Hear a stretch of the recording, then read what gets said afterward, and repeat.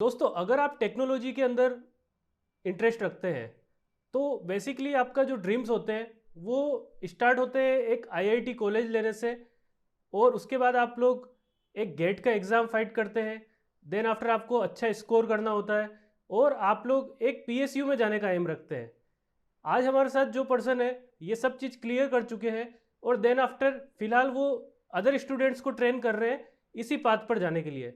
तो मैं राकेश सर का वेलकम करना चाहूँगा, जिन्होंने पीएसयूज़ के अंदर वर्क भी किया है और फिलहाल वो पॉलिटेक्निक कॉलेज के अंदर स्टूडेंट्स को ट्रेन कर रहे हैं as a college lecturer. Sir बहुत बहुत वेलकम आपका हमारे इस चैनल पर। बहुत बहुत धन्यवाद योगेश आपका। जी सर। तो सबसे पहले हम इस वीडियो के अंदर क्या क्या डिस्कस करेंगे वो हम फ्रेम डिसाइड कर लेते हैं। तो एक्चुअली हम पहले तो सर की जर्नी डिस्कस करेंगे जिससे कि आपको एक मोटिवेशन मिल सके कि कैसे आप अपने इस गोल को अचीव कर सकते हैं। अगर सर की मैं बात करूं तो सर एक मिडिल क्लास बैकग्राउंड से है और काफ़ी एक एवरेज बैकग्राउंड से है। तो कैसे एक एवरेज स्टूडेंट ने अपने आप को ट्रांसफॉर्म किया एज ए कॉलेज लेक्चरर, तो आज की इस वीडियो में हम यह कंप्लीट जानेंगे। तो वीडियो को आप लास्ट तक देखिएगा। तो चलिए शुरू करते हैं। तो सबसे पहले सर हम जानना चाहेंगे कि आपने ये गोल क्यों चुना। देखिए मित्र, अगर योगेश मैं आपको सही सही बातें बताऊं तो जब खासकर मिडिल क्लास फैमिली के बैकग्राउंड से जब कोई बच्चा होता है तो उसके सामने वास्तविकता में कोई गोल्स ही नहीं होते, क्योंकि हमें शुरू से एक चीज़ की बड़ी कमी महसूस होती है, एक सही मार्गदर्शन की। तो स्वाभाविक रूप से हम जैसे जैसे पढ़ते जाते हैं आगे, जैसे 10वीं या 12वीं तक का कोई भी छात्र होता है तो उसके कोई गोल्स नहीं होते हैं। वो सोसाइटी में जो भी देखता है वही चीज़ें उसकी गोल्स बनती जाती है कि मुझे उनका लड़का डॉक्टर बनाया तो मुझे डॉक्टर बनना है, उनका लड़का इंजीनियर बनाया तो मुझे इंजीनियर बनना है। और आपके पेरेंट्स भी आपसे वही उम्मीदें रखने लग जाते हैं जो आस पड़ोस में वो देखते हैं। लेकिन जैसे जैसे आप खुद जब उस पाथ पर चलने लगते हैं तो आप धीरे धीरे उस पाथ के में आपका भविष्य क्या हो सकता है, कितना बढ़िया हो सकता है, आपको एक्सप्लोर करने को ये चीज़ें मिलती हैं। तब वास्तविकता में आप अपनी क्षमताओं के अनुरूप आपके वास्तविक लक्ष्य निर्धारित कर पाते हैं। स्वाभाविक है, अपने फील्ड में हर कोई चाहता है कि मैं अच्छे से अच्छे पद पर जाऊं, लेकिन हर कोई वहां तक नहीं पहुंच पाता। कारण इसका ये नहीं है कि उनमें क्षमताएं नहीं है, कारण इसका ये है कि सीटें बड़ी सीमित होती है। हर कोई तो राजा नहीं बन सकता, एक ही बनेगा। वैसे ही हर कोई किसी पीएसयू में सेलेक्ट भी नहीं हो सकता।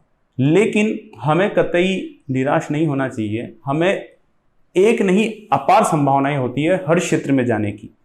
पहले प्रारंभ में जहां तक मुझे लगता है कि हर किसी को ना एक बार थोड़ा सा इस तरीके की पोस्ट पर जाकर सेलेक्ट हो जाना चाहिए या सेटल हो जाना चाहिए जहां से वो थोड़ा सा मेंटली फ्री महसूस करने लगे अपने आप को।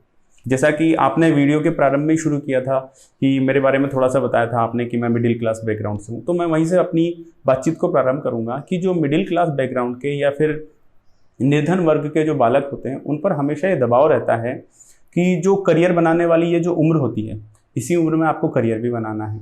और इसी उम्र में आपके घर वाले आपसे उम्मीदें भी रखने लगते हैं कि अब तक मैंने अपने बच्चे पर जितना भी खर्च किया था तो वो शायद मेरा सहारा बनेंगे। तो और आपके माता पिता भी अपनी क्षमताओं के बाहर जाकर भी आपके लिए जो भी कुछ कर सकते हैं वो करते हैं। तो उसी के जरिए हमेशा ये मानसिक दबाव बना रहता है मध्यम वर्गीय या निर्धन परिवार के जो भी बालक होते हैं, बालिकाएं होती है कि यार मुझे कुछ कमाना है, मुझे कुछ कमाना है, मैं घर से कब तक पैसा लेता रहूँगा। तो सबसे पहले आप इस दबाव से मुक्त हो जाने के लिए, भले ही आपका लक्ष्य कलेक्टर बनने का क्यों ना हो, लेकिन सबसे पहले मेरा जो गोल होगा, मैं आपको मार्गदर्शन करूं तो सबसे पहले आप किसी एक ऐसे पोस्ट पर चले जाइए कि आप इस मेंटल टॉर्चर से बाहर आ सके। अन्यथा अगर आप कलेक्टर की ही तैयारी में 2 साल 3 साल निकालेंगे तो भले ही आपका समर्पण पूर्ण रहेगा, लेकिन ये जो चीज़ होती है ना जो अंदर खाई जाती है, क्योंकि आपके परिवार की स्थिति दयनीय होती जा रही है। भाई साल दर साल यदि आप सेटल नहीं हो रहे हैं तो वो आपको खर्चा देते जा रहे हैं, आप अपने परिवार की दशा से भली भांति परिचित हैं। तो ये चीज़ बहुत भीतर तक मतलब एक बंदे को परेशान कर देती है। तो सबसे पहले तो इससे उभरने के लिए आप किसी भी जॉब में मतलब जिस फील्ड की आप तैयारी कर रहे हैं, अगर यदि आप टेक्निकल फील्ड की तैयारी कर रहे हैं तो आप JN बने, आप IN बने या किसी भी पोस्ट पर चले जाएं, एक बार सेटल हो जाएं ताकि ये दबाव आपके सिर से हट जाए। यदि आप नॉन टेक की तैयारी कर रहे हैं तो भी आपके पास, मैं फिर कह रहा हूँ, एक नहीं हजारों विकल्प हमारे पास होते हैं, लेकिन हमारी नज़र सदैव एक विकल्प पर रहती है और उसी से हम स्वयं का आकलन करने लग जाते हैं। तो एक बार सेटल हो जाए, फिर जो बारी आती है तैयारी की अपनी ड्रीम जॉब की, फिर वो आपका ड्रीम जॉब कुछ भी हो सकता है, अपनी अपनी पसंद है, किसी को किस फील्ड में जाना है, किसी को किस पद पर जाना है, फिर आप उसकी दिलो जान से तैयारी कीजिए। अब ये वो बारी होती है जब आपको अपने सपने सच करने हैं। मैं फिर कहूँगा, कोई भी नौकरी लग जाने का मतलब ये नहीं है कि आपने जीवन में वो पा लिया जो आप पाना चाहते थे। पहले तो आप मानसिक तनाव से मुक्त होइए ताकि आप अपनी ड्रीम जॉब के लिए अपना पूरा समर्पण दे सकें। तो मेरी सलाह यही है कि पहले आप अपनी यात्रा में पहले जो भी आपको लगता है, यदि आप आर्थिक रूप से सक्षम परिवार हैं, आपको ऐसी कोई चिंता नहीं है, तो आप शुरू से ही अपनी ड्रीम जॉब के लिए तैयारी कर सकते हैं। तो सर अगर हम ये जानना चाहेंगे कि आपने जो पर्टिकुलरली अभी जो आपने फील्ड का चयन किया है, आप as a college lecturer work कर रहे हैं, स्टूडेंट्स को ट्रेन कर रहे हैं, तो आपने यह फील्ड क्यों चूज किया? देखो योगेश मित्र, जैसे हर किसी की पसंद एक नहीं होती। मैं आपसे पूछूंगा कि आपको कौन सा कलर पसंद है तो आप कहेंगे ब्लैक, में किसी और से पूछूं तो रेड। तो इसका कतई मतलब ये नहीं होता कि ब्लैक अच्छा है या रेड अच्छा है, या ब्लैक बुरा है या रेड बुरा है। हाँ जी। उसी तरीके से जब मैं शुरू में जैसा होता है कि भाई हमने इंजीनियरिंग कर ली तो ड्रीम जॉब होता है कि गेट के थ्रू किसी अच्छी सी PSU में जाएं, तो मैं वहाँ चला गया। अब जो मुझे फर्स्ट पोस्टिंग थी तो वो मुंबई में मिली, और मुंबई बड़ा मॉडर्नाइज, हम इंडिया में कह सकते हैं कि जो सबसे ज़्यादा 4 प्रमुख महानगर हैं उनमें सबसे ज़्यादा जो मॉडर्न लाइफ स्टाइल हैं जिनमें, उनमें मुंबई भी प्रमुख है। तो पता नहीं क्यों मैं जिस परिवेश से था, मुझे एक तो वो लाइफ स्टाइल सूट नहीं कर रही थी, उसके अतिरिक्त जो वो आपाधापी वाला जीवन था, तो मुझे लगा कि जीवन का अंतिम लक्ष्य ये तो नहीं है कि मतलब सेटल हो जाना। हम उसे नहीं कहेंगे कि सिर्फ पैसे कमा लो और सुबह से शाम आप दौड़ते रहो।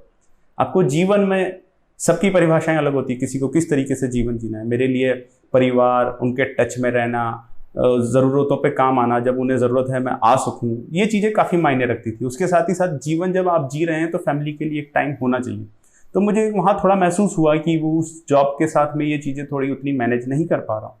तो ये पर्सनल चॉइस होती है कि आप किस तरीके का जॉब करना चाहते हैं। तो मुझे यहाँ आना ज़्यादा उचित लगा। हालांकि जब भी आप किसी PSU को छोड़कर इस प्रकार की जॉब में आते हैं तो स्वाभाविक रूप से आपके अच्छे जो भी मित्र होंगे, चिर परिचित होंगे परिवार के लोग, वो आपको कहेंगे, क्योंकि आर्थिक रूप से आपको काफ़ी क्षति उठानी पड़ती है।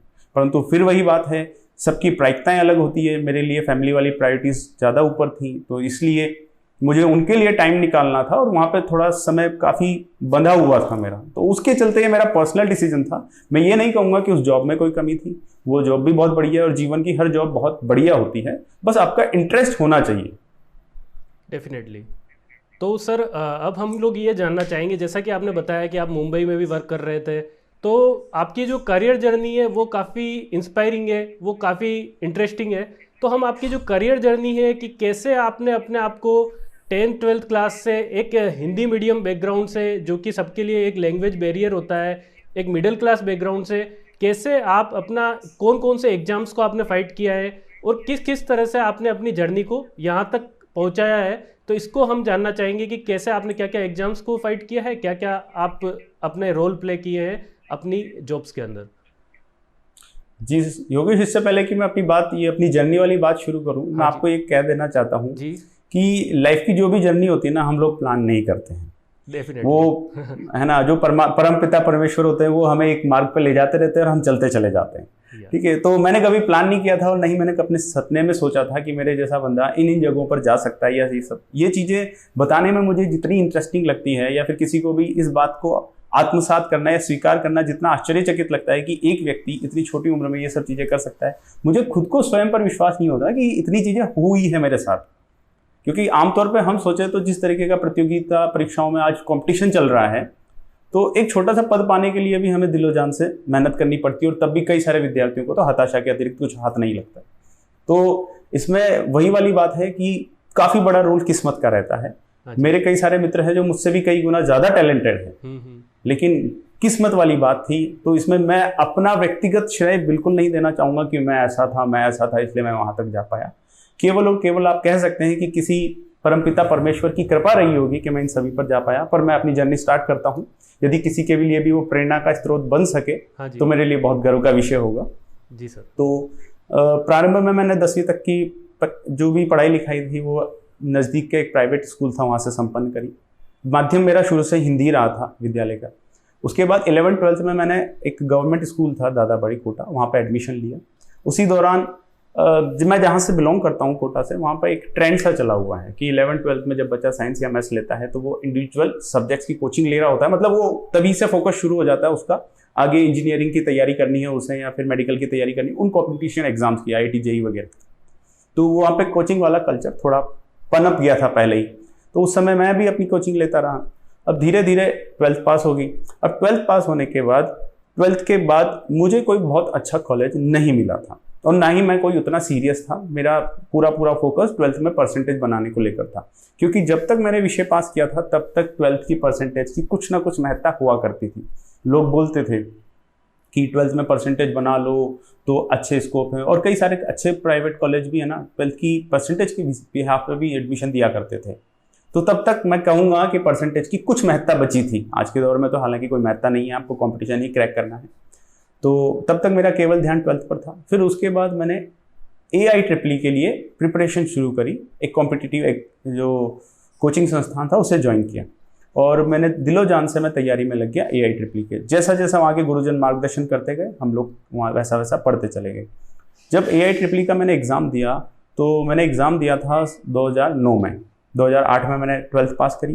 तो 2009 में AIEEE के एग्ज़ाम में इंजीनियरिंग में तो मुझे कोई खासी सफलता प्राप्त नहीं हुई, लेकिन उस समय AIEEE में मैंने बीटेक के अतिरिक्त भी आर्किटेक्चर का भी फॉर्म भरा था। उसमें ज़रूर मुझे MNIT इंस्टीट्यूट प्राप्त हुआ था। तो लेकिन जैसे मैं बता रहा हूँ कि हमारे पास शुरू से मार्गदर्शन की कमी होती है। तो कुछ मिलने जुलने वालों ने, हालांकि जिनको खुद को नहीं पता था आर्किटेक्चर में भविष्य क्या होता है, उन्होंने सलाह दी आर्किटेक्चर अच्छा नहीं है, वैसा नहीं है। और अंततः मेरे घर वालों को और मुझे भी उचित लगा कि मुझे आर्किटेक्चर में नहीं जाना चाहिए। तो मैं बीटेक की तरफ लौट आया।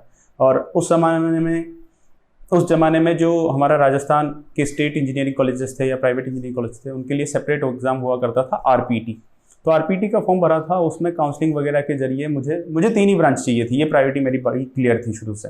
इसके पीछे कोई तगड़ा लॉजिक नहीं था कि किसी ने मार्गदर्शन दिया था।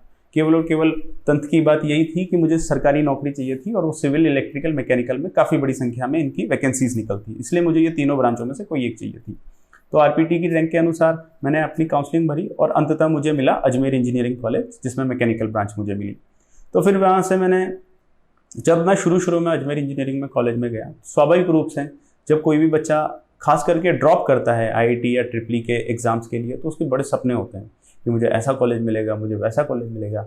और अंततः जब आप घूम फिर के एक छोटे से इंजीनियरिंग कॉलेज में पहुंचते हैं या सामान्य से इंजीनियरिंग कॉलेज में पहुंचते हैं, तो आपका मन थोड़ा तो उदास रहता ही है। तो मुझे भी लगा क्या सोचा था, क्या हो गया। तो फिर वहाँ पर गए, लेकिन वहाँ पर कुछ बहुत बढ़िया सीनियर मिले, कुछ बहुत बढ़िया मित्र बने समय के साथ, और उन्होंने धीरे धीरे मुझे इस बात का एहसास कराया कि जीवन में कभी भी आगे बढ़ने के द्वार बंद नहीं होते। जैसा कि कई सारे विद्यार्थी समझते ना कि 12th के बाद अच्छा कॉलेज नहीं मिला तो हम बर्बाद हो गए, अब तो कुछ होगा ही नहीं जीवन में। तो ये बात मुझे पहली बार वहाँ समझ में आई।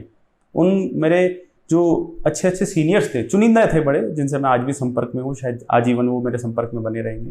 तो उन्होंने इस बात को मुझे समझाया। और कई सारे जो उनके भी सीनियर्स थे, जिन्होंने ऐसे झंडे गाड़े जो शायद IIT का पास आउट बंदा भी नहीं गाड़ता है कभी, तब उन्होंने बताया कि जीवन में आगे बढ़ने के द्वार कभी बंद नहीं होते। ये केवल हमारा माइंड सेट होता है कि हमें लगता है कि 12th के बाद अच्छा कॉलेज नहीं मिला तो कुछ नहीं होगा, या फिर बीटेक के बाद कॉलेज कैंपस नहीं मिला तो कुछ नहीं होगा।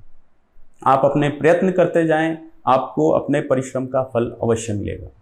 फिर उसके बाद मैं अपने बीटेक की पढ़ाई लिखाई में जुड़ गया, और जैसा कि एक सामान्य विद्यार्थी का कॉलेज जीवन होता है, वही दोस्त, मस्ती, घूमना फिरना। तो मेरा भी कोई बहुत अलग जीवन नहीं था। मैं ऐसा नहीं है कि मैं किताबी कीड़ा बन के रह गया हूँ। मैंने सामान्य सी पढ़ाई की, जैसा बीटेक का सामान्य विद्यार्थी करता है। वही परीक्षा के कुछ दिनों पहले से पूरी रातें जागकर अपने पेपर पास करना, वही सब कुछ हमने भी किया। और उसके दौरान जब फाइनल ईयर में मैं था, तो फाइनल ईयर में कुछ कंपनीज आई थी कॉलेज प्लेसमेंट के लिए। तो उनमें वास्तविकता में देखा जाए तो पहला चरण जो एग्ज़ाम वाला होता है वो, द्वितीय चरण जो पर्सनल इंटरव्यू का होता है वो, 1-2 चरण मैंने कई सारी कंपनीज के निकाले, लेकिन फाइनल सिलेक्शन मेरा किसी में भी नहीं हुआ। एक अल्ट्राटेक सीमेंट आया था, उसमें फाइनल इंटरव्यू के लिए मुझे जाना था, लेकिन मैं गया ही नहीं। क्यों? क्योंकि उसका पैकेज उस समय कुछ 2.5 लाख रुपये प्रति सालाना था, और मेरे मन में एक धारणा बनी हुई थी कि यार नौकरी हो तो ऐसी हो, कम से कम 1000 का नोट डेली जेब में तो आए, मतलब 3.5 लाख रुपये सालाना तो मिलना ही चाहिए। तो पैकेज छोड़ के मैं नहीं गया था। मैंने कि यार ये कोई पैसा थोड़ी ना, इतना तो कहीं पर भी कुछ भी करके कमा ही लेंगे। तो उसका तो मैं इंटरव्यू देने नहीं गया। बाद में जयपुर के कुछ प्राइवेट कॉलेज भी अपने प्लेसमेंट के लिए आए थे, उनमें मैंने पार्टिसिपेट ही नहीं किया, क्योंकि वहाँ पे मुझे कोई भविष्य नज़र नहीं आया था। आगे 5 साल भी अगर आप पढ़ा लेंगे तो उस 5 साल के बाद आप कहाँ जाएंगे यदि आपको निकाल दिया जाता है या आप वहाँ से उस लाइन से सेटिस्फाई नहीं होते। तो अंततः बीटेक जैसे मैंने पास आउट की, तो उसके बाद भी मेरे पास कोई बड़ी सफलता नहीं थी। जैसे एक सामान्य विद्यार्थी केवल डिग्री लेके कॉलेज से बाहर आता है, मैं भी उसी तरीके से बड़े सामान्य तरीके से बाहर आ गया था। तो मन में एक हताशा का भाव ज़रूर था कि घर वालों ने क्या क्या सोचा था, अब तक जो हमने बोला है वो उन लोगों ने अपनी क्षमताओं से बाहर जाकर भी सब कुछ किया है कि मुझे वहाँ जाना है, मुझे ये करना है, मुझे उस कॉलेज में एडमिशन लेना है, हमें ये कोचिंग करनी है, उन्होंने सब कुछ किया और हर माता पिता करते हैं। लेकिन जब हमने देखा कि बीटेक डिग्री हो गई, हम ग्रेजुएट हो गए, कहने के लिए इंजीनियर हो गए, आज भी हमारे पास कुछ नहीं है, तो 5-6 बड़े अच्छे मित्रों का हमारा ग्रुप बना हुआ था। तो हम लोगों ने डिसाइड किया कि हम बीटेक के बाद तब तक घर नहीं जाएंगे जब तक हम किसी सही जगह पर सेटल नहीं हो जाएं। और तब हमने घर जाने से पहले ही हमारा सारा सामान बांधा। अब बीटेक के बाद यदि आपको गवर्नमेंट जॉब्स की तैयारी करनी है तो 2 ही विकल्प हैं, या तो आप जयपुर चले जाएं और प्रतियोगिता परीक्षाओं की तैयारी करें, या आप दिल्ली चले जाएं।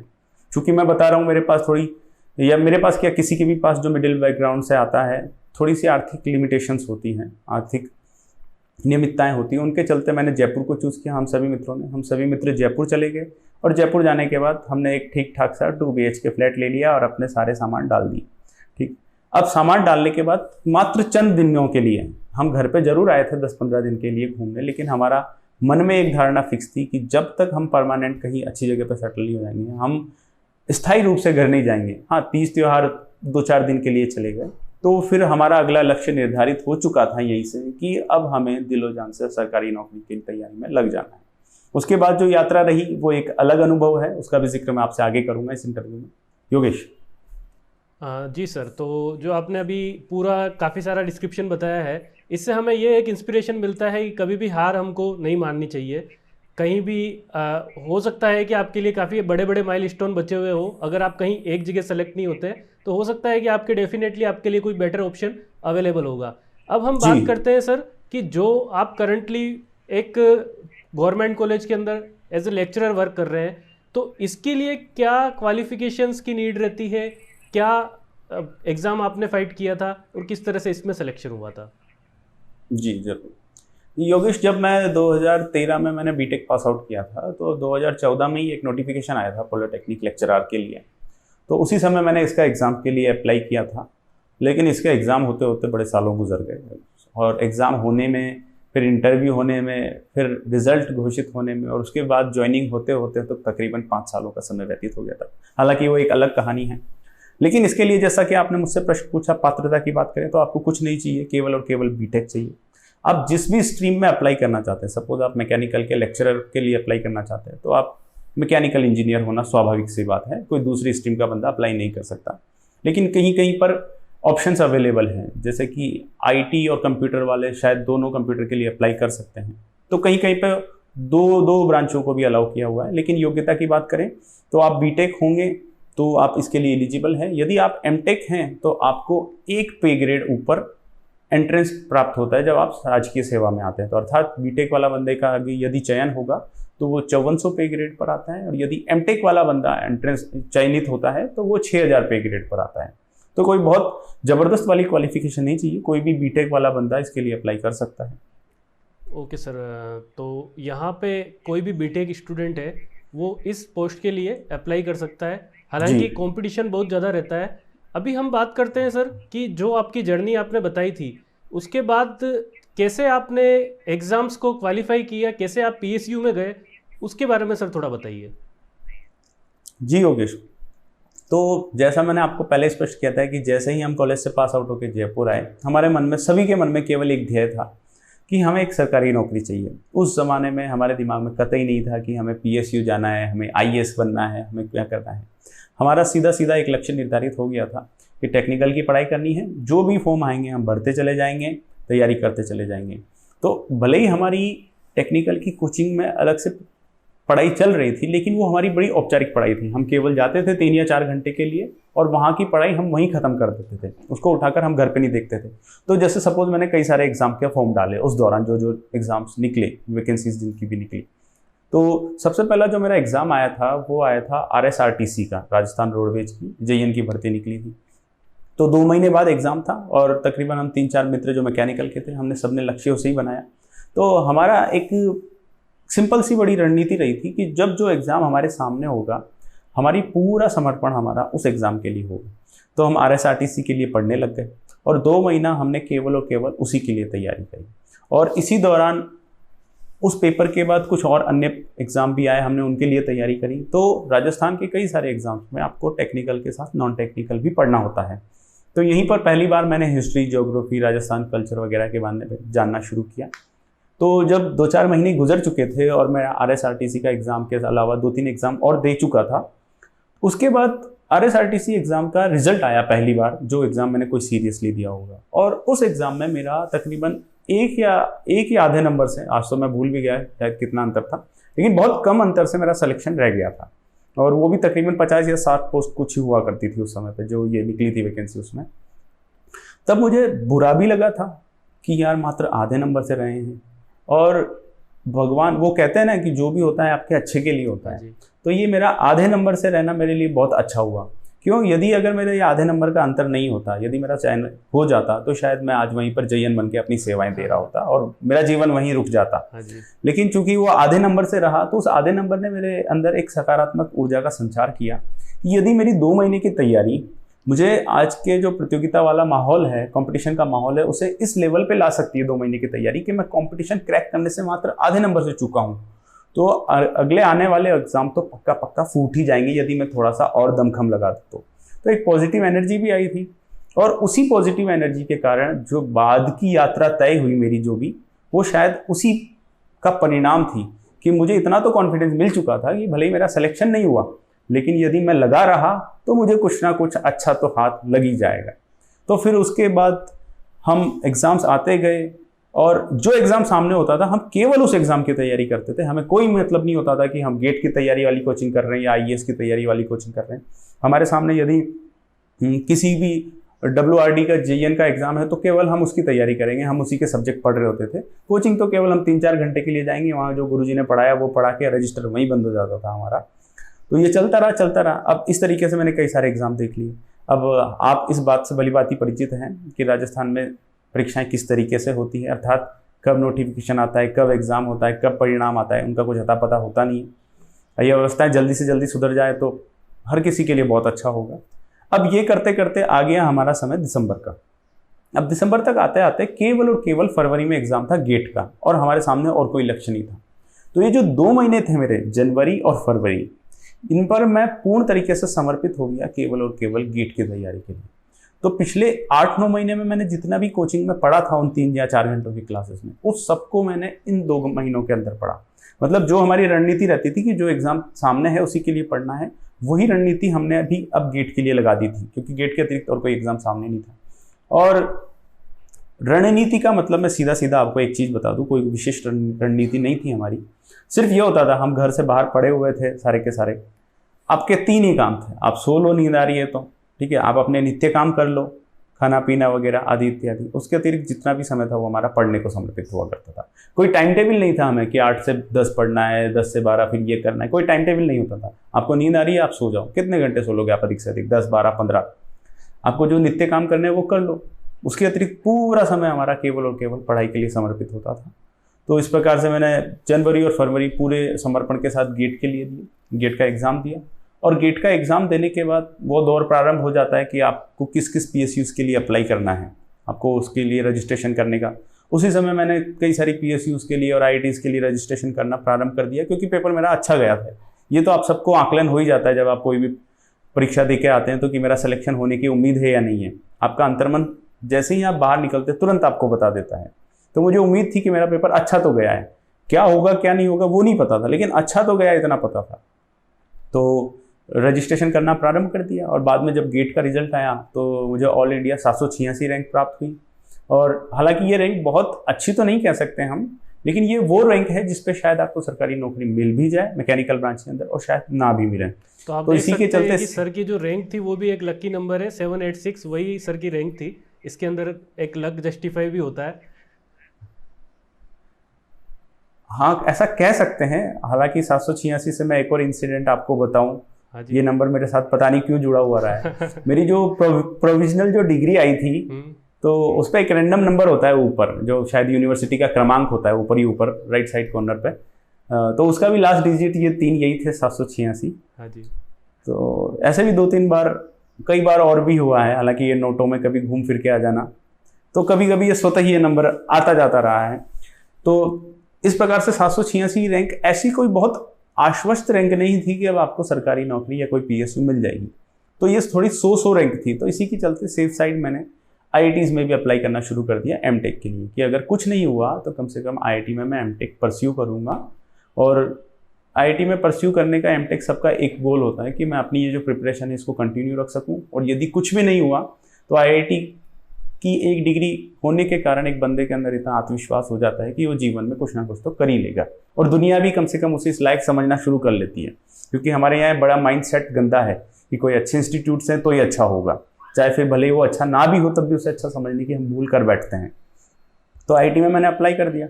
इसी दौरान फिर कई सारी PSUs के कॉल आने शुरू हो गए, मुझे इंटरव्यू कॉल। तो मुझे पता है कि सबसे पहला जो मुझे इंटरव्यू कॉल आया था वो मुझे आया था BPCL का। और मैं आपको बताऊं कि जब मुझे BPCL का इंटरव्यू कॉल आया था, तो जब मैं BPCL का इंटरव्यू देने गया तो वहाँ पर ग्रुप डिस्कशन के लिए ग्रुप्स बनाए गए थे 15-15 जनों के, और प्रत्येक ग्रुप में से केवल 2-2 जने सेलेक्ट किए गए थे। तो जैसे ही मैं ग्रुप डिस्कशन में गया, मैंने जीवन में कभी ग्रुप डिस्कशन इस तरीके से भी नहीं दिया था जिस तरीके से वहाँ पे हुआ। हमारे कॉलेज लेवल पे ग्रुप डिस्कशन वगैरह हुए थे कैंपस टाइम पे, लेकिन वो साथ वाले ही बंदे थे। हम जानते थे उनकी हिंदी कैसी है, हम जानते हैं उनकी इंग्लिश कैसी है, हम जानते हैं उनकी टेक्निकल नॉलेज कैसी है, हम जानते हैं उनका कॉन्फिडेंस कैसा है। तो अपने ही सहयोगियों के साथ हमने बातचीत करी थी, तो उसमें हम अच्छे थे। लेकिन अब जो बेस्ट हैं, मतलब जो बहुत अच्छी अच्छी रैंक निकाल कर आए हैं, उनके साथ मेरा GD होने जा रहा था। अब जैसे ही उन्होंने GD के हमें टॉपिक दिया और GD प्रारंभ हुआ, ओ भाई साहब, वो लोग बाग जो भौंकना शुरू हो गए ना। मैं भौंकना इसलिए कह रहा हूँ, हालांकि मुझे नहीं कहना चाहिए, क्योंकि उन्हें सिर्फ ये बात की चाह लगी हुई थी कि मुझे बोलना है। मैं क्या बोल रहा हूँ मुझे कुछ फ़र्क नहीं पड़ता, मुझे बोलना है ताकि सामने वाले को ये ना लगे कि मैं चुप बैठा था। जिस तरीके से आजकल की न्यूज़ में डिबेट नहीं होती कि चिल्ला चिल्ला कर, वो एक शालीन या अनुशासित डिबेट नहीं कह सकते हम। हाँ, तो उस तरीके से वो बच्चे इस तरीके से कूद पड़े कि बस मुझे बोलना है, ताकि सामने वाले को ऐसा लगे कि इससे ज़्यादा आता है, ज़्यादा चिल्ला चिल्ला कर बोलना। और उसमें मुझे एक बड़ी अजीब सी चीज़ लगी कि उन 14 में से 10 बंदे हैं जो शुरुआत में बोलना शुरू हुए, वो सब बड़े फ्लुएंट इंग्लिश में बोल रहे थे। उन फ्लुएंट इंग्लिश में कई सारी लाइनों की तो मुझे हवा भी नहीं लगी कि ये बोल क्या रहा है। ठीक है, फिर वो जो पैनल था, इंटरव्यू पैनल, उन्होंने सबको शांत किया। वो तो हालांकि बहुत अनुभवी लोग होते हैं, उन्हें पता है कि इनके दिमाग में क्या चल रहा है। उन्होंने सबको शांत किया और उन्होंने बोला आप 1 बाय 1 बोलना शुरू कीजिए, आपके पास 2-2 मिनट है। तो उन्होंने 1 बाय 1 सबको जब बोलने के लिए कहा, तो जो लोग इतना उछल कूद कर रहे थे उनकी हकीकत सामने आ गई। कईयों के पास तो जब उनको 2 मिनट का समय दिया गया बोलने के लिए, 2 मिनट में 30 सेकंड से अतिरिक्त वो बोल ही नहीं पाए कुछ। वो सिर्फ एक हल्ला नहीं कर रहे थे। जिस तरीके से मैं बता रहा हूँ ना आपको, आजकल की न्यूज़ डिबेट आप कोई सी भी उठा के देख लो, कोई किसी को बोलने देगा नहीं, और जब उसको खुद को बोलने के लिए कहा जाएगा तो बोलने के लिए कुछ होगा नहीं। तो तब उनकी हकीकत सामने आई कि उनके पास कुछ बोलने के लिए कुछ विशेष था भी नहीं, वो तो बस एक दूसरे को वाद विवाद में लगे पड़े थे। तो जैसे ही मेरा नंबर आया, तो मुझसे पहले एक विद्यार्थी का नंबर जा चुका था। जो मैंने आपको बताया ना कि 10 विद्यार्थी बड़ी फ्लुएंट इंग्लिश में बोल रहे थे, और हम बड़े 5 थे जिन्होंने कुछ बोला ही नहीं था। शुरू के 2-4 मिनट तो ऐसे निकल गए। तो एक विद्यार्थी का नंबर निकल गया, तो उसने टूटी फूटी इंग्लिश में बोला, सर माय नेम इज तो हम समझ गए कि ये अपने टाइप का है। ठीक है, फिर मैंने बोला ठीक है कोई नहीं। फिर मुझे ये तो लग गया था कि जिस प्रकार से इस मेरे मित्र ने सद किया है हिंदी और इंग्लिश का मिला के, तो इस प्रकार से ना तो इसका सिलेक्शन होना है और ना मैं बोलूँगा तो मेरा सिलेक्शन होना है। तो जब बात मेरे पर आई, तो मैंने अपना जो इंट्रोडक्शन और अपनी बात रखनी थी, मैंने निसंकोच हिंदी में रखना प्रारंभ किया, क्योंकि मेरे अंदर ये दिमाग में फिट हो चुका था कि अगर मैं ऐसी इंग्लिश बोलूँगा, जब मैं खुद उस बंदे से इंप्रेस नहीं हो रहा, तो जो पैनलिस्ट है वो कैसे हो सकते हैं। तो यदि मैं भी वैसी इंग्लिश बोलूँगा तो स्वाभाविक है मैं चयनित तो नहीं होने वाला। तो क्यों ना, अगर हिंदी सिलेक्शन नहीं लेना है तो कम से कम थोड़ी इज्जत तो रख ली जाए कि हमारे पास कुछ बोलने के लिए तो है, भले ही भाषा का थोड़ा ज्ञान कम हो। तो मैं हिंदी में सहज अनुभव कर रहा था। मैंने बड़ी शालीनता से हिंदी में अपनी बात रखी, और वो बात रखी तो वो मुझे खुद को पता नहीं लगा कि इंटरव्यू पैनलिस्ट ने खुद बोला, राकेश आप टाइम से बहुत ज़्यादा ले चुके हैं, प्लीज़ आप अगले को बोलने दें। और टाइम से ज़्यादा तकरीबन मैंने 3 मिनट का समय लिया होगा, और मुझे खुद को भी आश्चर्य हुआ कि 3 मिनट तक उन सभी ने बड़ी शालीनता से मुझे सुना। तो मतलब वो इस बात से उन्हें ज़्यादा दिक्कत नहीं थी कि मैं हिंदी से बोल रहा था। और मेरे अतिरिक्त जो 3 विद्यार्थी और बचे थे जो हिंदी वाले थे, अब उनमें भी कॉन्फिडेंस आ गया था। तो जैसे मेरे बाद उनका नंबर आया, तो वो भी बड़ी निसंकोच होकर हिंदी में बोले। और यहाँ पर मुझे ये बात स्पष्ट हो चुकी थी कि जिन बंदों ने हिंदी में बोला था ना, उनके बोलने की भाषा शैली, उनको शब्दों का चयन और उनके ज्ञान का भंडार उन अंग्रेजी वालों से तो काफ़ी ऊपर था। केवल और केवल वो भाषा के संकोच में नहीं बोल पा रहे थे। तो जब रिजल्ट आया GD का, उन 2 जनों में जो सेलेक्ट हुए थे 15 में, उनमें एक मेरा नाम था। तो मुझे काफ़ी बूस्टअप मिला कि यार ऐसा भी नहीं है कि आपको इंग्लिश बोलनी आनी चाहिए, हम अपना टेक्निकल वाला काम चला लेते हैं, बाकी के लिए हम ऐसे चला लेंगे।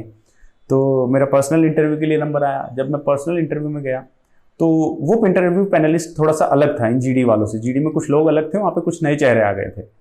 तो उन्होंने मुझसे क्वेश्चन पूछना शुरू किया है, mister Rakesh Kochar, tell me something about yourself, ये वो। तो हमने भी बोलना शुरू किया। तो मैं हिंदी में बोलना शुरू किया, सर मेरा नाम राकेश कोचर है और मैंने बीटेक यहाँ से पास किया है और ऐसा ऐसा है। ठीक है। फिर उनके अलावा फिर उन्होंने 2 क्वेश्चन और पूछे, कुछ टेक्निकल पूछे। तो उन 5 जनों में एक तो लेडी थी, वो चुपचाप बैठी हुई थी, शायद वो HR से बिलोंग करती होंगी। उसके अतिरिक्त बाकी के 4 जनों में एक नॉर्थ इंडियन थे और 3 मुझे साउथ इंडियन नजर आए। तो तकरीबन 5-1 मिनट का समय निकल गया। मैं अपने आंसर इंग्लिश में देता रहा, Hindi plus English, Hindi plus English. जहाँ मुझे लगता है कि छोटी मोटी इंग्लिश में इंग्लिश बोल देता था, अन्यथा मैं हिंदी बोलता था।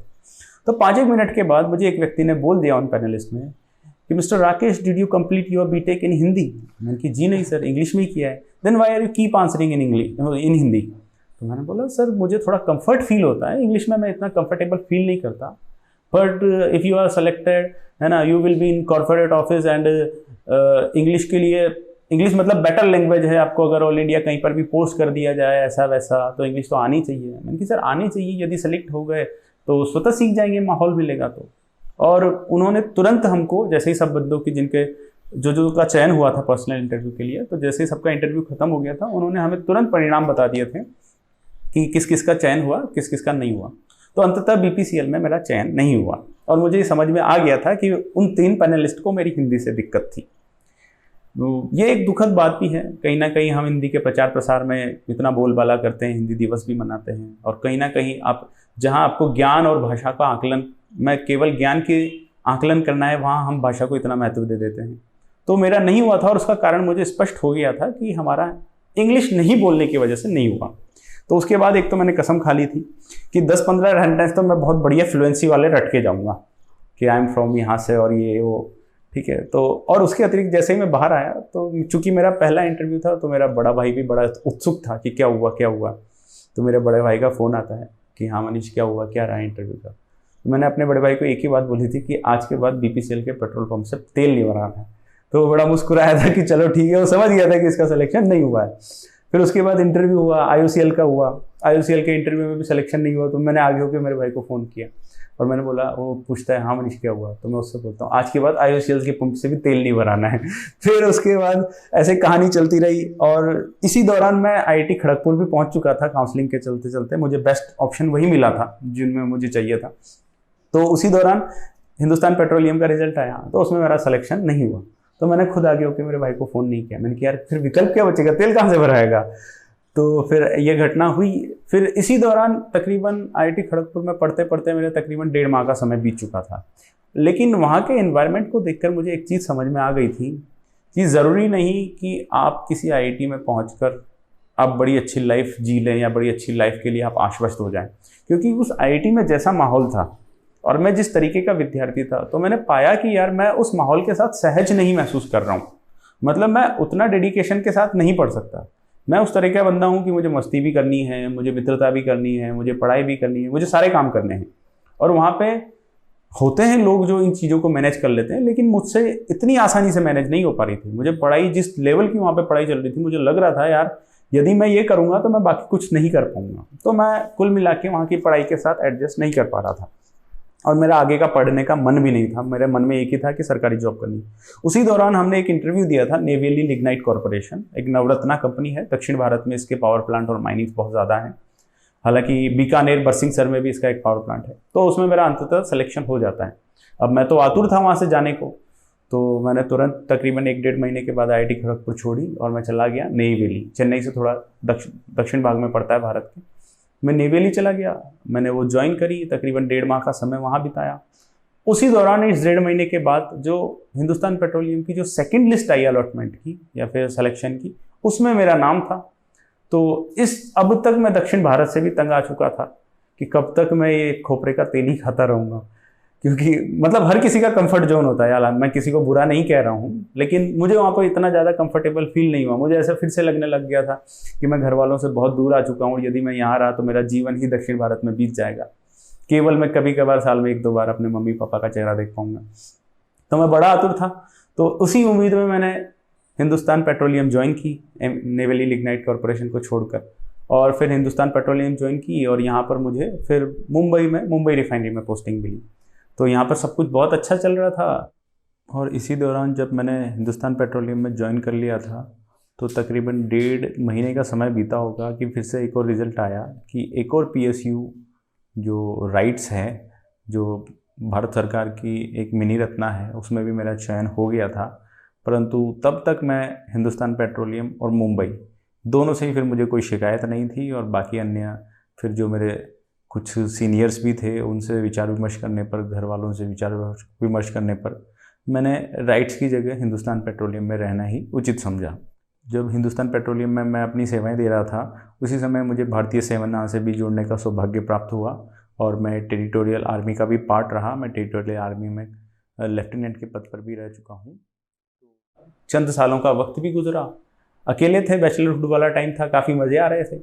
लेकिन मज़े भी आप कब तक करेंगे? अगर मैं आपको किसी पब या डिस्को में या कहीं पर भी बहुत चकाचौंध वाली लाइफ स्टाइल में अगर आपको छोड़ दूँ, तो आपको 1 दिन मज़े आएंगे, 2 दिन मज़े आएंगे, फिर धीरे धीरे वो आपको नॉर्मल लगेगी। और वो एक जैसी चीज़, जब कोई भी चीज़ एक ही रिपीटेशन बार बार होता है, तो बंदा सोता ही उससे बोर हो जाता है।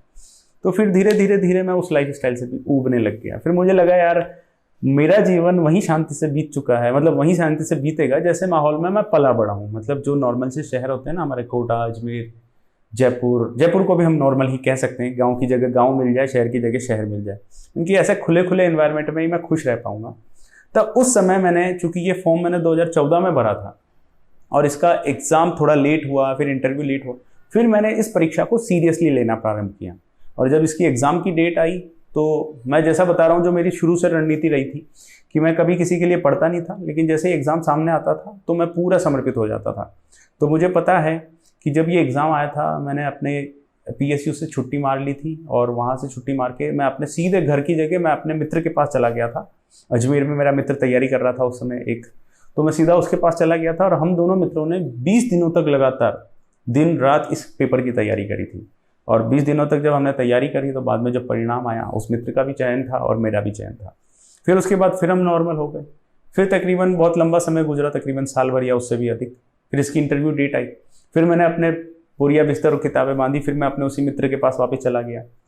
फिर हम दोनों ने इंटरव्यू की तैयारी करी। हालांकि एक बात मेरे लिए दुख की बात यह है कि इंटरव्यू में फाइनली उस मित्र का सिलेक्शन नहीं हुआ और मेरा हो गया। और उसके बाद फिर 1-1.5 साल का समय और कोर्ट केस चलते रहे, ज्वाइनिंग आते आते, तो अंततः जिस फॉर्म को मैंने 2014 में भरा था, उस नौकरी को लेने में मुझे 2019 आ गए। और फिर मैंने अप्रैल 2019 में इस सेवा में प्रवेश लिया, राजकीय सेवा में। तो इस प्रकार से मैं आपको बता चुका हूं कि 2014 से 2019 में अंततः यहाँ तक कैसे पहुंचा। जी योगेश।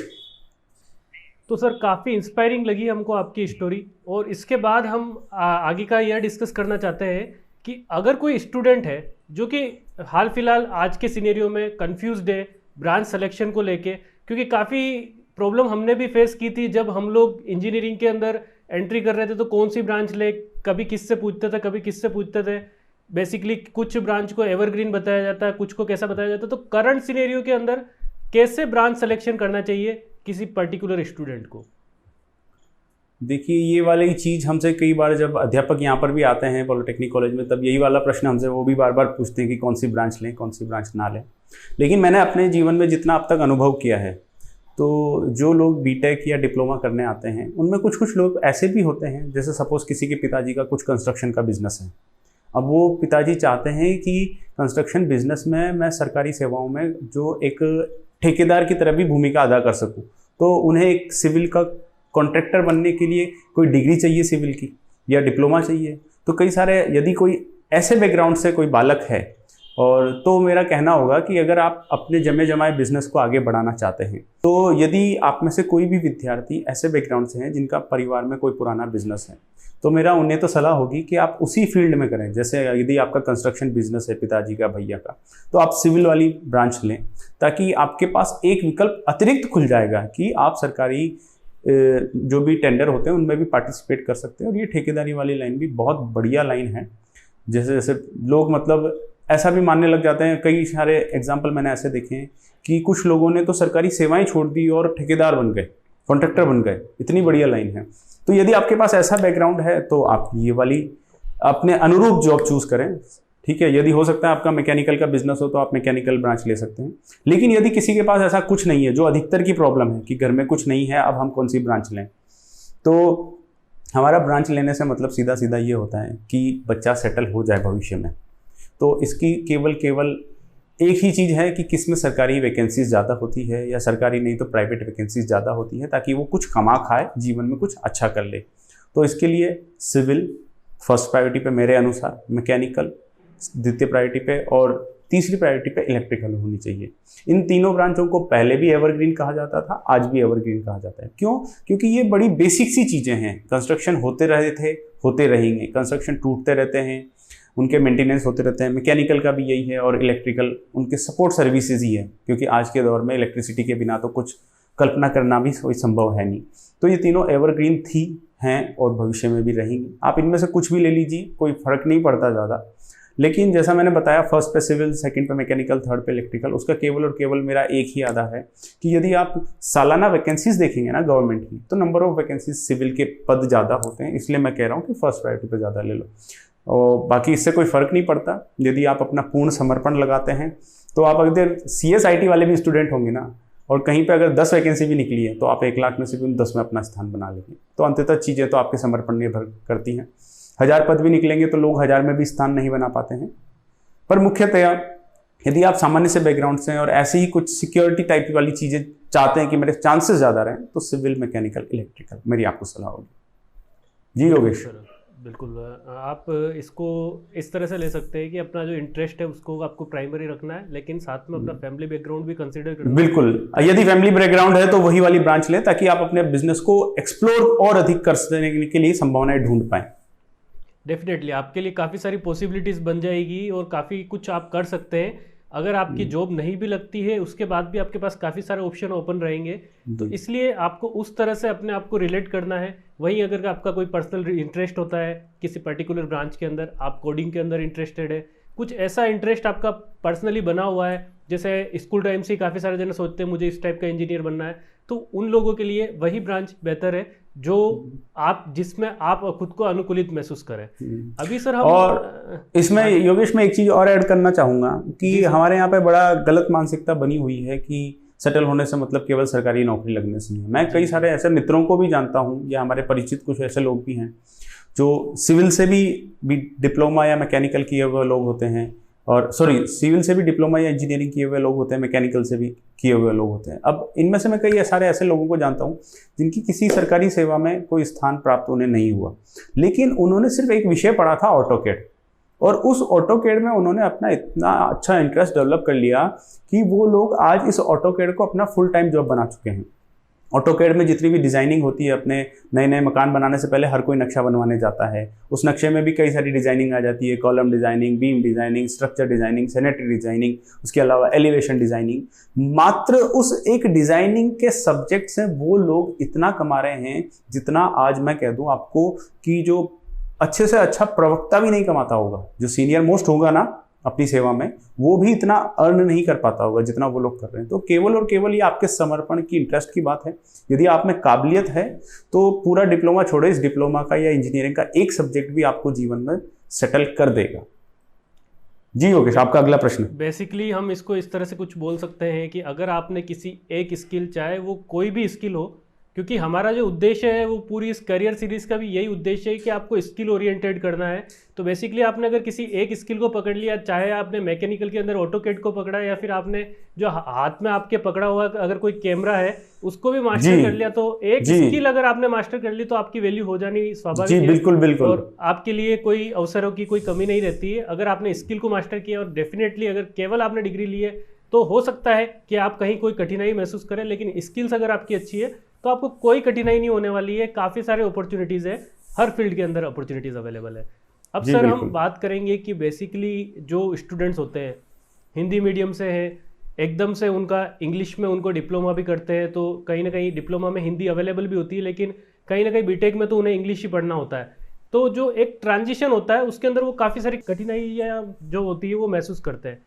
इसी संदर्भ में सर ने अपना एक यूट्यूब चैनल क्रिएट कर रखा है, जिसके अंदर वो ऐसे स्टूडेंट जो कि अभी इस ट्रांजिशन के फेज़ में है, या फिर वो किसी पर्टिकुलर सब्जेक्ट को काफ़ी अच्छे से धरातल पर आकर के पढ़ना चाहते हैं, बेसिक कंसेप्ट को पढ़ना चाहते हैं, तो उसके लिए सर ने अपना यूट्यूब चैनल बना रखा है। तो सर आप अपने यूट्यूब चैनल के बारे में बताइए, आप किस तरह का कंटेंट प्रोवाइड करते हैं और वह किन स्टूडेंट्स को टारगेटेड है। जी सर। मित्र, मेरा यूट्यूब चैनल बनाने का एकमात्र उद्देश्य यही था कि जब मैं इस अध्यापन वाले क्षेत्र में आया तो मैंने देखा कि स्टूडेंट्स अपनी नियमितता किसी ना किसी कारणवश नहीं रख पाते हैं, और ये सारे के सारे इंजीनियरिंग के सब्जेक्ट्स ऐसे होते हैं कि जो एक दूसरे से टॉपिक लिंक होते हैं। यदि आपने बीच में गैप कर दिया तो अगली क्लास आपके ऊपर से चली जाएगी। तो मेरा उद्देश्य यह था कि मैं उन्हें कुछ ना कुछ बता दूं कि भाई इन वाले इस चैनल पर इस पूरे सब्जेक्ट के नोट बहुत अच्छे अवेलेबल हैं, इस पर इन्होंने बहुत अच्छा पढ़ाया हुआ है। लेकिन जब मैंने देखा कि डिप्लोमा के विद्यार्थियों के लिए इंजीनियरिंग के सब्जेक्ट को आप ढूंढने जाएंगे तो हिंदी में शायद उन्हें किसी ने पढ़ा ही नहीं रखा है, और इंग्लिश में डिप्लोमा एक बहुत सामान्य व्यक्ति या सामान्य प्रतिशत वाला छात्र ही सामान्यतः करता है। कोई बहुत हाई फाई बंदा डिप्लोमा नहीं करता, वो डिग्री की ओर ज़्यादा जाता है। तो किसी ने हिंदी में बता ही नहीं रखा। अब जब यदि आप किसी सामान्य से बंदे को किसी इंग्लिश वाले यूट्यूब लेक्चरर का लिंक दे देंगे तो वो समझ ही नहीं पाएगा चीज़ों को। तो मेरा केवल उद्देश्य यही था कि यदि किसी की इंग्लिश को समझने की क्षमता ऐसी नहीं है, क्योंकि इस फेस को मैं समझ चुका हूँ जब मैं अपने इंटरव्यू वाले दौर से निकला था, क्योंकि कई बार लैंग्वेज कितना बड़ा बैरियर बन के सामने आ जाता है। तो मैंने कुछ नहीं करा है, मैंने सिर्फ एक प्रयास किया है कि यदि कोई इन विषयों को इंग्लिश में सहज अनुभव नहीं करता समझने के लिए, हिंदी में समझना चाहता है, तो मैंने अपनी तरफ से कोशिश की है कि जो इंजीनियरिंग के जो विषय हैं, खासकर उनमें मैकेनिकल इंजीनियरिंग, उन विषयों को मैं अधिक से अधिक हिंदी का उपयोग करते हुए उन्हें कैसे सरलता से समझा सकता हूँ, ताकि जो लोग इंग्लिश के साथ सहज अनुभव नहीं करते वो विषय को समझ पाएँ। और बाकी केवल और केवल कुछ टर्म्स की बात होती है, जैसे फोर्स को आप इंग्लिश में फोर्स कह दें तो मुझे लगता है उसमें तो किसी को कोई आपत्ति नहीं होगी, उसे बल कहना आवश्यक नहीं है, ये चीज़ें तो हर कोई समझ लेता है। लेकिन जो एक्सप्लेनेशन होता है, जिस चीज़ों को समझाना है, वो मैंने कोशिश करी है कि मैं हिंदी में समझा पाऊँ, ताकि एक सामान्य विद्यार्थी, उसमें विशेषकर हिंदी माध्यम का विद्यार्थी, उसे आसानी से समझ सके और अपने आप को किसी भी तरीके से किसी से पीछे ना समझे। तो यही कोशिश के चलते मैंने ये प्रयास शुरू किए हैं, क्योंकि मुझे यूट्यूब पर कुछ ऐसा मिला नहीं कि इंजीनियरिंग के विषयों को किसी ने हिंदी में बहुत बढ़िया समझा रखा हो या डिप्लोमा के दृष्टिकोण से समझा रखा हो। अन्यथा मुझसे पहले भी कई सारे यूट्यूबर हुए हैं, हमारे बाद भी होंगे, हम भी कुछ टाइम बाद उस भीड़ का एक हिस्सा बन के रह जाएंगे। हर कोई अपने तरीके से बेहतर देने की कोशिश कर रहा है, तो ये थोड़ा सा हमारी तरफ से भी एक आहुति है उसी क्षेत्र में। जी योगेश। तो बेसिकली अगर आप इस प्रॉब्लम से गुजर रहे हैं या किसी स्टूडेंट को ऐसे को जानते हैं जो डिप्लोमा या इंजीनियरिंग के अंदर अभी प्रॉब्लम्स फेस कर रहे हैं, वहीं कहीं कोरोना पेंडेमिक की बात करें तो अभी फ़िलहाल घर से ही एजुकेशन लेना है, और उस एजुकेशन में आप हो सकता है कि आपको इंजीनियरिंग के वैसे भी अगर कोई फर्स्ट ईयर में प्रवेश करता है तो काफ़ी सारी समस्याएं महसूस करता है, क्योंकि उसके लिए सब्जेक्ट्स अलग होते हैं, माहौल अलग होता है, और अब तो आपको माहौल भी नहीं मिल रहा है और आपको ऑनलाइन ही पढ़ना है। तो वहाँ अगर आप अपनी अंडरस्टैंडिंग को बेटर बनाते हुए और कंसेप्ट्स को ग्रैब करना चाहते हैं तो सर के चैनल को आप ज़रूर चेक कीजिएगा। आपको काफ़ी सारा कंटेंट वहाँ पर मिलेगा, काफ़ी तरह का कंटेंट अवेलेबल है। आप वीडियोज़ में कमेंट कीजिएगा सर के कि क्या प्रॉब्लम्स आ रही है आपको, तो सर उस कंसेप्ट से रिलेटेड वीडियोज़ भी आपको अवेलेबल करवा देंगे। तो इस तरह से सर ने अपना एक पूरा योगदान दिया हुआ है, जो कि यूट्यूब पर डिप्लोमा स्टूडेंट्स के लिए टारगेटेड पर्टिकुलर चैनल जो है वो केवल सर का ही है, जिसके अंदर आप हिंदी के अंदर काफ़ी अच्छा एक्सप्लेनेशन ले सकते हैं। तो इस तरह से सर ने अपने काफ़ी सारे अच्छे अच्छे अनुभवों को हमारे साथ शेयर किया है। और लास्ट में सर हम यह जानना चाहेंगे कि आपका एक मोटिवेशन टिप क्या है उन स्टूडेंट्स के लिए जो अभी अभी न्यू भी है और वो डिप्लोमा बीटेक इनमें प्रवेश ले रहे हैं या फिर कहीं कोई अपना करियर तलाश रहे हैं, तो उनके लिए आपका क्या मोटिवेशन रहेगा? देखो योगेश, जहाँ तक बात है कि जो डिप्लोमा में या डिग्री में प्रवेश ले रहे हैं उनके लिए मोटिवेशन का तो मेरा सिर्फ एक ही कहना है, ज़्यादा ध्यान ना भटकाएं, अपने डिप्लोमा या डिग्री को बहुत अच्छे से संपन्न कर लें। मतलब उन विषयों को जो जिस साल विषय पढ़ने के लिए आते हैं उनकी अंडरस्टैंडिंग उसी समय ख़त्म कर लें, तो बाद में हमें कंपटीशन के समय ज़्यादा दिक्कतों का सामना नहीं करना पड़ता जब कंपटीशन की आप तैयारी करते हैं। और जो लोग डिप्लोमा या फिर डिग्री पास आउट हो चुके हैं उनके लिए मेरी यही सलाह है कि हमारे साथ क्या होता है कि सपोज़ कोई एग्ज़ाम की कट ऑफ मार्क्स 37 है सपोज एग्जाम्पल के लिए ले लेता हूँ मैं 87 ले लेता हूँ। अब आप बार बार तैयारी कर रहे हैं। अब आप चाहे तैयारी 6 सालों तक करें चाहे 10 सालों तक करें, यदि आपकी तैयारी का लेवल 87 से आधा नंबर भी कम है ना, 86 भी है, 86.5 भी है, तो आपकी पूरी तैयारी व्यर्थ है। उससे ज़्यादा अच्छा है कि आप बहुत अधिक लंबे समय तक तैयारी करने से आप अपना पूरा समर्पण बहुत छोटे समय में लगाएं, लेकिन पूरा लगाएं। मतलब आपका कोई एग्जाम है तो उससे 2 या 3 महीने पहले आप रात दिन सब कुछ उस पर झोंक दें। तो अगर आपने अपनी तैयारी एक बार अपना लेवल आपने 87 से पार कर लिया ना, बस आपका वहीं पर निहाल हो गया।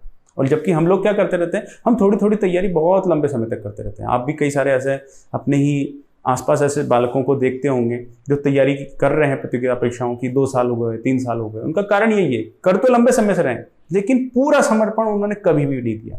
तो मेरी यही सलाह है कि एक बार अपना पूरा समर्पण दे दे 2 या 3 महीने के लिए, किसी भी एग्जाम को टारगेट करके उससे पहले। क्योंकि मेरी रणनीति तो यही रही है, मैं कभी भी 2-2 साल 3-3 साल नहीं पढ़ा। एग्जाम आता था 1 महीने पहले टारगेट कर लिया, केवल 1 महीना मुझे पढ़ाई करनी है और उसी 1 महीने में पूरा का पूरा परिणाम आपको प्राप्त हो जाएगा। क्योंकि 1 साल की पढ़ाई मेरे ख्याल से काम की भी नहीं होती, क्योंकि जब तक 1 साल बीतेगा आप शुरू का भूल चुके होते हैं। पढ़ाई वही अंतिम समय का जो रिवीजन होता है ना, वही काम आता है। तो पूरा समर्पण दे, भले ही वो बहुत थोड़े समय के लिए दे, वो आपकी नैया पार लगा देगा। और उस टाइम पे हम जिस दौर से गुजर रहे हैं तो हमारे आसपास बहुत सारे डिस्ट्रैक्शंस हैं। डिस्ट्रैक्शन में न्यूज़ चैनल भी आ जाते हैं, डिस्ट्रैक्शन में सोशल मीडिया भी आ जाता है, उसके अतिरिक्त डिस्ट्रैक्शन में ये जो जितनी भी चीज़ें ना, सपोज आप बोलोगे करंट अफेयर्स के लिए मैं न्यूज़ चैनल देख रहा हूँ, तो न्यूज़ चैनल में आपको करंट अफेयर्स का मटेरियल कम, फालतू की बकवास ज़्यादा मिलेगी। तो सही चीज़ों का चयन करें, आप वही चीज़ देखें जहाँ से बिल्कुल आपको आपका कंटेंट मिल रहा है, आप अपना समय बर्बाद ना करें। तो ये चीज़ आपको आपका फोकस बनाए रखने में मदद करेगी। बाकी आपकी सफलता आपसे ज़्यादा दूर नहीं है, बस आपको एक बार पूरा जोर लगा के उसकी ओर आगे बढ़ने की दरकार है। जी योगेश। तो बेसिकली आप कितना घंटे पढ़ते हैं ये मायने नहीं रखता है, कितना आप टारगेटेड, कितना फोकस्ड है ये मायने रखता है। क्या पढ़ना है यह भी आपको पता होना चाहिए, क्या नहीं पढ़ना है यह भी आपको पता होना चाहिए, क्या करना है यह भी पता होना चाहिए, क्या नहीं करना है यह भी पता होना चाहिए। तभी आप इस पूरी अपनी जो नैया है उसको आप इस सागर के समंदर के अंदर भी आप लहरा सकते हैं, अपने आप को पार लगा सकते हैं। तो इस तरह से सर ने काफ़ी सारे अपने वैल्यूएबल टिप्स हमारे साथ शेयर किए। तो सर का मैं काफ़ी थैंकफुल हूँ कि सर ने अपना इतना प्रीशियस टाइम दिया है, अपने पूरे बिजी शेड्यूल में से सर ने काफ़ी इम्पोर्टेंट जो टाइम है वो हमारे साथ शेयर किया है। तो सर आपका काफ़ी ज़्यादा आपका धन्यवाद है कि आपने इतना सब कुछ अपना नॉलेज शेयर किया है सर। Thanks a lot. आपको भी बहुत बहुत धन्यवाद योगेश। हमारा सिर्फ यही प्रयास है कि यदि हमारे प्रयास कहीं पर भी किसी के भी काम आ जाए तो हमारे लिए हर्ष का विषय होगा वो। जी सर। तो बेसिकली अगर आपके कोई भी डाउट होते हैं, आप इस फील्ड से रिलेटेड कहीं भी कोई भी डाउट हो, कहीं आप कॉलेज लेक्चरर बनना चाहते हैं या फिर PSU से रिलेटेड होगा या फिर आपका गेट से रिलेटेड होगा या फिर आप कहीं ना कहीं न्यूबी हैं और आप अपना नया एडमिशन भी लेने वाले हैं, तो जो भी आपके डाउट्स हैं आप वीडियो के नीचे कमेंट कर सकते हैं। सर आपके जो कमेंट्स होंगे उनका सहर्ष जवाब देंगे कि किस तरह से आप उसको प्रैक्टिकली अपनी लाइफ के अंदर डिसीजंस में बना सकते हैं। क्योंकि अभी फ़िलहाल जो कोरोना पेंडेमिक है इसके अंदर आपको काफ़ी असहज महसूस हो रहा है कि कैसे हम अपना करियर डेवलप करें। तो वीडियोस को आप फॉलो करते जाएं। इस सीरीज़ में हमने अराउंड 10th वीडियो है ये, सभी फील्ड्स की हमने वीडियो बना रखी है। तो आप उन वीडियोस को भी देखें और सर के साथ आप इंटरेक्शन करते रहें। सर का चैनल ज़रूर विजिट करें, वहाँ पर जा कर के आपको काफ़ी कुछ, आपकी मैथ्स हो गई, आपका जो मशीन डिज़ाइन हो गया, कुछ भी हो गया, तो सारे सब्जेक्ट्स आपको काफ़ी सहज रूप में समझ आएंगे। तो सर फिलहाल के लिए आज की इस वीडियो में इतना ही। और सर आपका काफ़ी थैंक्स कि आपने अपना पूरा प्रीशियस इतना टाइम दिया है हमारे लिए। और सर आप स्टूडेंट्स के साथ इसी तरह से कोऑर्डिनेशन बनाए रखना सर। धन्यवाद सर। धन्यवाद योगेश, बहुत बहुत धन्यवाद। जी सर।